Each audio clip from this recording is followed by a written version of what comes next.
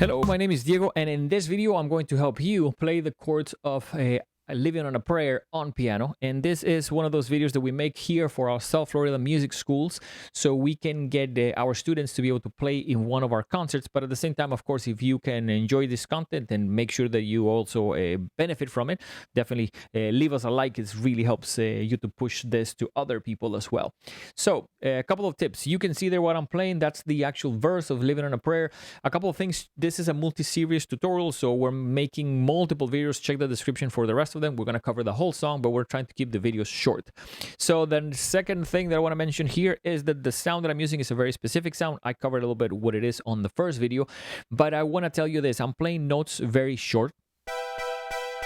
And I'm doing what's hopefully something that you're already doing, which is I'm playing a little bit from my wrist. I'm putting my wrist sideways so you can see I'm almost doing this, like you're bouncing a basketball. You don't want to play with your arm. When you play with your arm, you're going to get tired. And this song is a little bit on the faster side.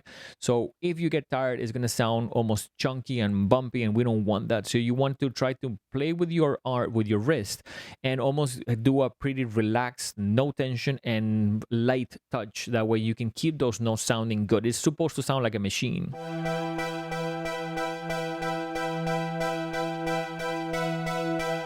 Now, one thing about this one is a couple of the notes that change on the last part, and I tell my students it's good to count to 8.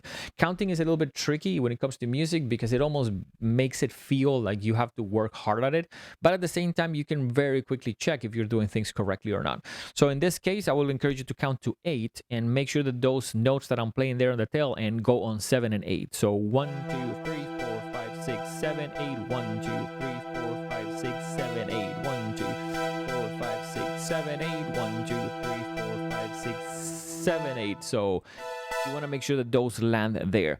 The next thing that we have is 2 chords. We already played these in the introduction. Not super complicated. Back to this. Now here there's a little bit of a change, and here for the whole part I would recommend using fingers 1, 2, and 4. So that is because we are going to be playing this A, and you want your pinky there. You don't want to be doing switches in the middle of this. That's going to increase your chances of playing it incorrectly. So when you play this, you're going to do, in this last part, this is going to land 5, 6, 7, 8. So it sounds like this. And that's something that I'm seeing my students struggle because you need to play 4 times the chord before you change that. So I'm playing almost the second part of this, but it's this. And I would say that's a little bit of something that I'm seeing my students struggle. You can almost count it. 1, 2, 3, 4, 5, 6. Sorry, 1, 2, 3, 4, 5, 6, 7, 8. So it's almost that brings it back to doing almost the same pattern again.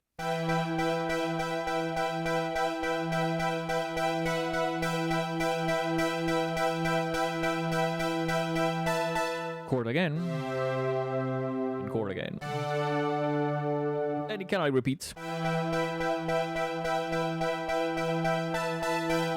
Now there we're going to go to the pre-chorus, which I'm going to cover in the next video. But here it's important to mention this. I am doing octaves on my left hand. I think if you are able to play octaves, going to almost fill up the sound. In this type of music, which is rock, you want almost like to fill, like make it sound big.